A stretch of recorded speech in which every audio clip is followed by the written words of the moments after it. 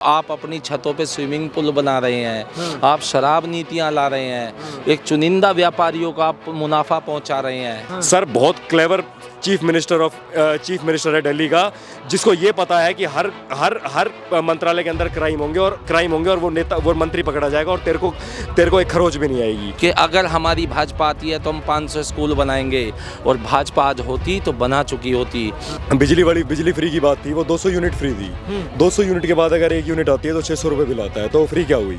और इसका साफ साफ प्रमाण है कि इस शराब नीति की प्रथम बार शिकायत करने वाले दिल्ली सरकार के चीफ सेक्रेटरी श्री नरेश कुमार जी थे। श्री राम के राज्य में दारू और व्यसन नहीं होता था, तो आपके राज्य में अगर वो हो रहा है तो आप अपना कंपैरिजन श्री राम, महाराणा प्रताप या भगत सिंह से ना करें। एक चीज मैं इसमें जरूर कहना चाहूँगा, आपको मैं इसीलिए बीच में कह रहा हूँ, हमें भी एक बात याद आई है। देखिए, राजनीति अपने समय समय पर अपनी करवट लेती रहती है, लेकिन भाई साहब ने जो बात बोली है उसमें हमें एक बहुत अच्छी बात याद आई है। देखिए, हम भी दिल्ली वासी हैं, मेरा बाई बर्थ दिल्ली के सब डॉक्यूमेंट है, मैं दिल्ली से ही मेरा जन्म हुआ है, ठीक है, मैंने सब दिल्ली में देखा है। मैंने शीला दीक्षित जी की वो राजनीति भी देखी है अपने ही इस जीवन काल में, होशो हवास में, जब उन्होंने 3 बार कि कच्ची कॉलोनी पास करेंगे, फिर दूसरी बार में भी कच्ची कॉलोनी पास करेंगे, तीसरी बार में भी उन्होंने यही बोला कि कच्ची कॉलोनी पास करेंगे, लेकिन उन्होंने कच्ची कॉलोनियाँ पास नहीं करी थी। ये केजरीवाल जी जब आए थे सरकार में, दिल्ली वालों ने चाहा था, हम स्वीकार करते हैं मेरे भाई, हमने स्वीकार किया है। क्यों? क्योंकि लोग राजनीति से त्रस्त हो चुके थे। मोदी जी का मॉडल जब आया था, लोगों ने देखा नहीं था। योगी जी का उस टाइम पे कोई नाम नहीं सुना था लोगों ने, ठीक है ना। आज देखने को मिल रहा है कि क्या होती है सुशासन, क्या होता है राम राज्य। तब इन्होंने जो मुहिम चलाई थी, लोगों ने बढ़ चढ़ के सपोर्ट किया था, लेकिन आम आदमी के नाम पे किया था मेरे भाई, आम आदमी के नाम पे किया था। इन खास एजेंडों के लिए नहीं किया था कि जो आप अपनी छतों पे स्विमिंग पूल बना रहे हैं, आप शराब नीतियां ला रहे हैं, एक चुनिंदा व्यापारियों को आप मुनाफा पहुंचा रहे हैं। और आपको दूसरी बात इसमें जोड़ दूं, दिल्ली की जनता भूल जाती है, जरा थोड़ा सा समय से पीछे चलिए, थोड़ा सा समय से पीछे। जब ये चुनाव में आए थे, मैं उस बात नहीं करता कि इन्होंने 49 दिन की सरकार चलाई या चलो कांग्रेस के साथ इन्होंने कसम खा ली, हाथ मिला लिया। मैं कह रहा हूँ जो करना था कर लिया, ठीक है, न सत्ता का लालच था, इन्होंने कर लिया। लेकिन जब ये 2015 में चुनाव जीते थे, ये जो 500 स्कूल का आपने एजेंडा, ये सवाल पूछा था ना कि इन्होंने कितने स्कूल बनाने की बात करी थी, ये 500 स्कूल बनाने की बात इन्होंने नहीं करी थी, इन्होंने चुराई थी। आप पढ़िए बजट 2014 का, संसद का वो पत्र पढ़िए जिसमें अरुण जेटली जी ने दिल्ली के लिए प्रस्ताव रखा था, जब यहाँ केंद्र शासन लगा था साल भर के लिए, कि अगर हमारी भाजपा आती है तो हम 500 स्कूल बनाएंगे, और भाजपा आज होती तो बना चुकी होती। इन्होंने कुछ नहीं बनाया। बच्चों की उम्र कम कर, हमारे यहाँ ब्रह्मचर्य 25 वर्ष का होता है, सोचिए आप, इसीलिए 25 वर्ष तक शराब नहीं पीने की सलाह दी जाती है और कानून भी बनाया गया है। लेकिन इन्होंने उसे भी कम कर दिया, और ये कहते हैं शिक्षा बांटते हैं। बिजली पर ये कब आए, मैं और बताना चाहूँगा, क्योंकि आज जनता को कुछ समय से पीछे हटके सोचने की बात है, क्योंकि आज यहाँ पे सच और झूठ की बात है। आज सच और झूठ हो जाना चाहिए। मैं कह रहा हूँ दूध का दूध और पानी का पानी हो जाना चाहिए। केजरीवाल जी, मनीष सिसोदिया जी, आपकी शराब और सोडा का सोडा सब अलग हो जाना चाहिए, क्योंकि ये शराब बांटने वाले लोग हैं। हम तो दूध की गंगा में बहने वाले लोग हैं, हम तो दूध दही वाले लोग हैं। हम तो कहते हैं दूध घी का खाना, ऐसा हमारा हरियाणा, ऐसा हमारा देश, दूध की नदियाँ बहती हैं यहाँ। सुनिए, जब ये 2015 में आए थे, इन्होंने किसी को बिजली फ्री नहीं दी थी, सबको पता है। जाइए थोड़ा सा समय से कुछ 2-3 साल पहले, इन्होंने किसी एक व्यक्ति को बिजली फ्री नहीं दी थी। जब 2020 का चुनाव आने जा रहा था, उससे लगभग साल भर या कुछ महीने पहले इन्होंने बिजली की स्कीम लेकर के आए थे कि अब हम बिजली फ्री देंगे। क्यों? क्योंकि इन पे विकास का कोई काम ही नहीं किया इन्होंने। इन पे कोई मुद्दा ही नहीं था। ये कह रहे हैं विकास का कोई काम दूसरी तरफ वो जो कच्ची कॉलोनियां और जुड़ने दीजिए, वो जो कच्ची कॉलोनियां जिन पे 3 बार शीला दीक्षित जी आ चुकी थी, वो मोदी जी ने 2019 में पास कर दी थी 1700 से। हाँ। आपको क्या लगता है कि दिल्ली में सच में जैसा ये कह रहे हैं कि कोई विकास ही नहीं हुआ, वो तो कह रहे हैं हमने विकास की जो है गंगा यमुना बहा दी, इसी वजह से मोदी जी परेशान कर रहे हैं उन्हें। टीवी पे है सारा विकास, सही कह रहे हैं बड़े भाई, टीवी पे है सारा विकास सर, कुछ नहीं है, सिर्फ जनता को गुमराह करने की एक कला होती है जो अभिनय, जिसको हम हिंदी में अभिनय कहते हैं। तो अभिनय करने में बहुत अच्छे हैं, तो लोगों को गुमराह कर सकते हैं। मैग्नेटिक फ्रीक्वेंसी छोड़ के आप फ्रीक्वेंसी ट्रैक कर लेते हो, एक सिद्धांत है साइंटिफिक, साइंस बोलती है कि अगर आपके अंदर ये कला है तो आप किसी को भी उस फ्रीक्वेंसी के थ्रू आप अट्रैक्ट कर सकते हैं, तो वो कला है। दूसरी बात ये कि सर देखो, बिजली फ्री की बात थी, वो 200 यूनिट फ्री थी। 200 यूनिट के बाद अगर 1 यूनिट आती है तो 600 रुपये बिल आता है, तो फ्री क्या हुई? ठीक है। दूसरी बात देखो सर, ये इनके पास कोई मुद्दे नहीं है। ये अन्ना हजारे के दम पे जिसने चुनाव जीता हो, जिसने अन्ना हजारे के दम पे चुनाव लड़ा और चुनाव जीता हो, सर वो महाराणा प्रताप और भगत सिंह की बात बिल्कुल नहीं करनी चाहिए। और दूसरी बात, अगर आप शराब की भी बात करते हो तो सर मैं अरविंद केजरीवाल जी से, मैं भारत का नागरिक हूं और हमेशा भारत माता के बारे में और देश के स्वाभिमान के लिए हमेशा बोलता हूं। सर मैं कह रहा हूँ, आपसे रिक्वेस्ट है कि आप महाराणा प्रताप और भगत सिंह का नाम अपनी जुबान से ना लीजिए, क्योंकि महाराणा प्रताप और भगत सिंह के समय नशे के समर्थन में नहीं थे, ना ही भगत सिंह ना ही महाराणा प्रताप। तो अगर दारू बिक रही है, चाहे उस पर टैक्स लग रहा है, चाहे उसमें घोटाला है, कुछ भी हो रहा है ना उसके अंदर, सर वो बिकना ही गलत है। सबसे पहले जो भी समाज को खराब करेगा, जो देश को खराब करेगा, और वो आपके राज्य में हो रहा है, तो सर आप सबसे बड़े कल्प्रिट हो। श्री राम के राज्य में दारू और व्यसन नहीं होता था, तो आपके राज्य में अगर वो हो रहा है तो आप अपना कंपैरिजन श्री राम, महाराणा प्रताप या भगत सिंह से ना करें। पहला पॉइंट। दूसरा पॉइंट ये देखो सर, ये वो लोग हैं जो चाणक्य का एग्जांपल दिया करते किसी टाइम पे कि चाणक्य जी कुटिया में रहा करते, उन्होंने सारा राजभोग त्याग रखा था, क्योंकि जो जनता का सेवक होता है ना, उसको बड़ी-बड़ी इमारतों में और बड़े-बड़े महलों में रहने का शौकीन नहीं होता, वो सिर्फ सेवा भाव से आता है। सर कौन सी सुविधा नहीं ले रखी इन्होंने, आपने बताओ इन्होंने कौन सी सुविधा नहीं ले रखी। तीसरी बात मैं आपको बताता हूँ, पूरे भारत के अंदर एकमात्र मुख्यमंत्री ऐसा है जिसके पास कोई भी मंत्रालय नहीं है। सर बहुत क्लेवर चीफ मिनिस्टर है दिल्ली का, जिसको ये पता है कि हर मंत्रालय के अंदर क्राइम होंगे और वो मंत्री पकड़ा जाएगा और तेरे को एक खरोच भी नहीं आएगी। ठीक है, पूरा का पूरा अरविंद केजरीवाल ने निपटाया इनको। सर आप ये बताओ ना, मंत्रालय क्यों नहीं ले रखा? चौथी बात मैं आपको बताता हूँ, मुस्लिमों के साथ साथ पहले तो ये हिंदुओं को बेवकूफ बना रहे हैं, सरेआम बना रहा है, फिर उसके बाद ये मुस्लिमों के भी आंखों में धूल झोंक रहा है। बता देता हूँ कारण, रीजन बता देता हूँ। बिल्किस बानो का केस हुआ था अभी चुनाव से पहले, कांग्रेस बिल्कुल खुले में समर्थन में थी, हम भी समर्थन में थे। देखो किसी माँ, बहन और बेटी देश की होती है, अगर मुसलमानों की बेटी है या बहन है या माँ है, वो हमारी भी माँ है, बहन और बेटी है। बिल्किस बानो के ऊपर खुले में समर्थन में आ रही थी कांग्रेस, आप क्यों नहीं आए? आपने एक भी ट्वीट क्यों नहीं किया? जब आपसे पूछा गया कि आप क्यों नहीं ट्वीट कर रहे, तो कह रहे कि हम इस मुद्दों में नहीं पड़ते। वाह, आपको जब दिख रहा है कि मुद्दा है। अब हिंदुओं को बताता हूं कैसे बेवकूफ बना रहा है। पूरे देश के अंदर एकमात्र चीफ मिनिस्टर था जिसने दिवाली पे पटाखे बैन करे थे, पूरे दिल्ली के अंदर। आपको और तर्क देता हूं, इसने कैसे बेवकूफ बनाया।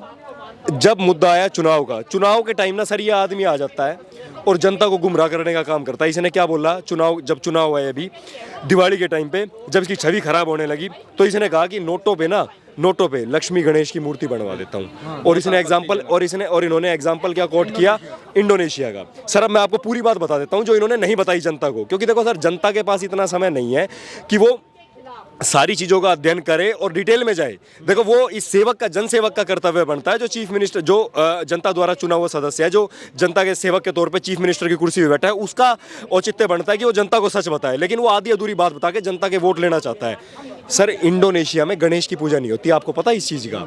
जिसका ये कह रहे थे ना कि इंडोनेशिया का एग्जाम्पल दे रहे थे कि वहां गणेश की मूर्ति लग सकती है उस पे, तो तुम यहाँ क्यों नहीं लग सकती? इंडोनेशिया 90% मुस्लिम मेजोरिटी कंट्री है और इस्लाम सिर्फ अल्लाह को भगवान मानता है। तो आपने ये बात क्यों नहीं बताई जनता को? इंडोनेशिया के अंदर गणेश की पूजा नहीं होती, इंडोनेशिया के अंदर अल्लाह की वर्शिप होती है। समझ गए? वो अपने पूर्वजों को हिंदू धर्म से रिलेट करते हैं, इसलिए वो गणेश की पूजा कर रहे हैं। दूसरी बात बताता हूँ, आप कहाँ ले जाना चाहते हो हिंदुस्तान की करेंसी को? 1500 रुपया है, $1 1500 रुपया, जो इसकी इंडोनेशिया की करेंसी है, $1 1500 रुपये के बराबर। कहाँ ले जाना चाह रहे हो आप? तो सर पूरा का आप 7वीं बात पे आता हूँ, इन्होंने क्या, ये अपने आप को क्या दिखाते हैं कि हम बहुत बड़े बजरंगबली के भक्त हैं, है ना। 7 साल पहले आपको चुनाव के टाइम दिखे थे, उसके बाद कब दिखे? आपने देखा कहीं मीडिया में कहीं भी इस बंदे का कहीं भी आ रहा हो, टीवी के अंदर कुछ भी आ रहा हो कि हनुमान जी के रामचरितमानस, श्री राम के ऊपर टिप्पणी हो रही है सर। बजरंगबली महाराज के सबसे बड़े आराध्य है, बजरंगबली महाराज सबसे बड़े भगत हैं श्री राम के। आपको पता है बजरंग बाण क्या कहता है? बजरंग बाण का कोट है जो श्री केजरीवाल जैसे नेताओं के लिए और स्वामी प्रसाद मौर्य जैसे नेताओं के लिए कहा था।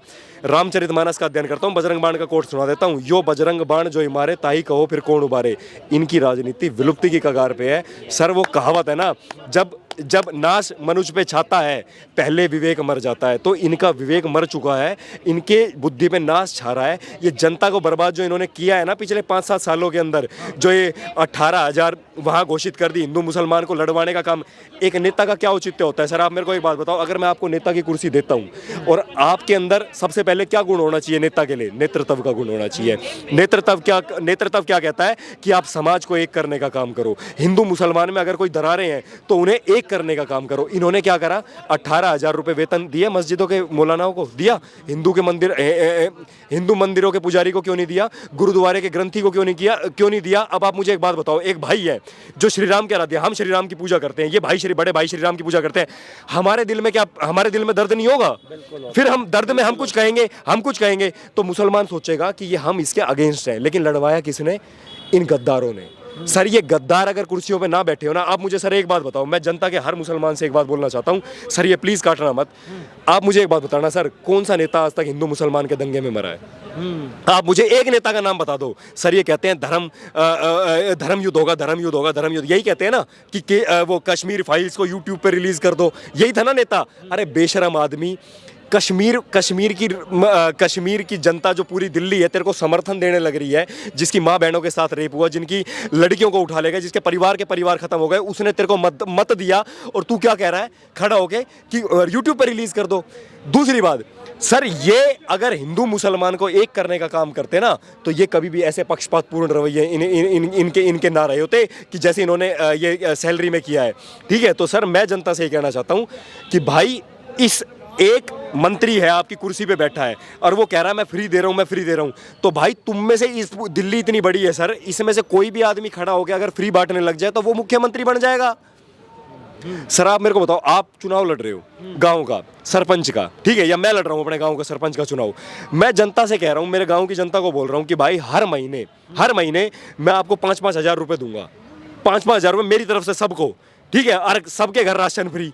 सर जनता मेरे को सरपंच बनाएगी नहीं बनाएगी? वो तो कहते हैं कि मोदी जी भी तो दे रहे हैं फ्री। सर मोदी जी दे रहे हैं जरूरतमंद को, जिसको इन्होंने गरीब किया है। सर आप मेरे को मोदी जी का एग्जांपल ले रहे हो ना आप, चलो मैं इसका भी जवाब देता हूँ आपको। आप मुझे एक बात बताओ, 1947 में गरीबी क्या थी बताओ आप मेरे को, मैं बताता हूँ आपको। सुनिए, आप केजरीवाल जैसा हर गद्दार मंत्री सुनना, जो भी मंत्री समाज को विभाजन का काम करता है ना वो आदमी जरूर सुनना। 1947 के अंदर गरीबी कितनी थी? 2 करोड़ लोग, 34 करोड़ जनसंख्या थी, 34 करोड़, जिसमें से 4 करोड़ लोग तो गरीब थे, 30 करोड़ लोग जो थे वो अबव एवरेज और अमीर अबव एवरेज थे।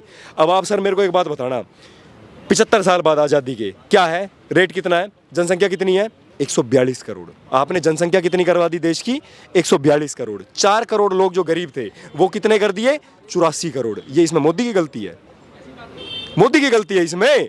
मैंने कानून बनाया, मैंने टीवी पे आके मैंने जगह जगह बैनर लगाए, हम दो हमारे दो, हम दो हमारे। यही कांग्रेस पार्टी थी ना, अपोजिशन की पार्टी थी ना, जो आज भाजपा को गाली देती है, मोदी को गाली देती है।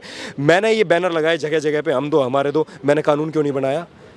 अगर मुझे चिंता होती गरीबी को रोकने की और अपने देश की उन्नति की तो मैं कानून बनाता। सर सिर्फ आपको मैं एक और आंकड़े बता देता हूँ, जनता की नज़र में आने बहुत जरूरी है। 34 करोड़ में से मात्र 4 करोड़ लोग सिर्फ हिंदुओं की जनसंख्या घटी है पिछले 75 सालों में। पूरे देश के अंदर सिर्फ हिंदुओं की जनसंख्या घटी है। मैं कंक्लूजन पे आता हूं सर इस देश के ना सिर्फ दो ईमानदार नेता, मैं कहता हूं सर उनकी ईमानदारी पे शक ना किया जाए। और जब सारे विद्रोही एक हो जाए ना, जब उन्हें अपनी सत्ता का अंत दिखाई देने लगे ना, जब वो ऐसी टिप्पणियां करते हैं। अब रही बात ईडी और सीबीआई की, तो सब कुछ डॉक्यूमेंटेड है। जब चुनाव होते हैं, जब तुम जीतते हो तो तुम्हें ईवीएम में कमजोरी नजर नहीं आती, कमी नजर नहीं आती। जब तुम हारते हो तो तुम्हें ईवीएम में कमजोरी नजर आती है। जब जब तुम्हारे ऊपर टिप्पणी होती है तो तुम्हें ईडी सीबीआई पे नजर आती है, अगर बीजेपी के किसी मंत्री पे आएगी तो। और दूसरी बात बताता हूँ सर, आप एक बात बताओ मेरे को भाई, 75 साल तुम्हारी सरकार रही, बीजेपी का नेता तुम्हारे अंदर भी तो ईडी सीबीआई तुम्हारे टाइम पे भी तो थी, तुम कर लेते? तुम्हें किसी ने मना करा था? तुम्हें किसी ने रोक रखा था? और आगे आने वाले टाइम में भी तुम्हारी सरकारें आएंगी भाई, तुम उठा लेना मुद्दा। गद्दार तो गद्दार है, देशद्रोही तो देशद्रोही है, तुम उठा लेना। कौन है करप्शन वाला, कौन आदमी है? तो सर कहानी ये है, सिर्फ जो दूसरों के दम पे चुनाव लड़ा हो ना, और जिसने दूसरों के दम पे चुनाव जीता हो वो ऐसी टिप्पणी ना करे तो बहुत बढ़िया है। जय श्री राम। अंत में हम यही कहना चाहते हैं दिल्ली की जनता से भी, जो हमारे सब भाई हैं, हम एक ही बात कहना चाहते हैं कि देखिए, ये आपको गुमराह कर रहे हैं ईडी और सीबीआई को बीजेपी का बता के। ये जनता जानती है कि उसको एडमिनिस्ट्रेशन चलाता है, देश में एडमिनिस्ट्रेशन होता है, और इसका साफ साफ प्रमाण है कि इस शराब नीति की प्रथम बार शिकायत करने वाले दिल्ली सरकार के चीफ सेक्रेटरी श्री नरेश कुमार जी थे, जो दिल्ली सरकार के थे। हम नहीं कहेंगे कि वो आम आदमी पार्टी के थे, वो एक आईएएस अधिकारी थे, ईमानदार थे। उन ईमानदार व्यक्ति ने इन तथाकथित ईमानदारों के भ्रष्टाचार की पोल खोल दी है। बहुत बहुत शुक्रिया आप सभी का हमसे बात करने के लिए। ये था दिल्ली का जनता का मिजाज मनीष सिसोदिया के जेल जाने के बाद। आप इस वीडियो पर क्या सोचते हैं कमेंट बॉक्स में ज़रूर बताएं। धन्यवाद। आप अपनी छतों पे स्विमिंग पूल बना रहे हैं, आप शराब नीतियां ला रहे हैं, एक चुनिंदा व्यापारियों को आप मुनाफा पहुंचा रहे हैं। सर बहुत क्लेवर चीफ मिनिस्टर है दिल्ली का, जिसको ये पता है कि हर मंत्रालय के अंदर क्राइम होंगे और वो मंत्री पकड़ा जाएगा, और तेरे को एक खरोच भी नहीं आएगी। कि अगर हमारी भाजपा आती है तो हम 500 स्कूल बनाएंगे, और भाजपा आज होती तो बना चुकी होती। बिजली फ्री की बात थी, वो 200 यूनिट फ्री थी। 200 यूनिट के बाद अगर 1 यूनिट आती है तो 600 रुपये बिल आता है, तो फ्री क्या हुई? और इसका साफ साफ प्रमाण है कि इस शराब नीति की प्रथम बार शिकायत करने वाले दिल्ली सरकार के चीफ सेक्रेटरी श्री नरेश कुमार जी थे। श्री राम के राज्य में दारू और व्यसन नहीं होता था, तो आपके राज्य में अगर वो हो रहा है तो आप अपना कंपैरिजन श्री राम, महाराणा प्रताप या भगत सिंह से ना करें।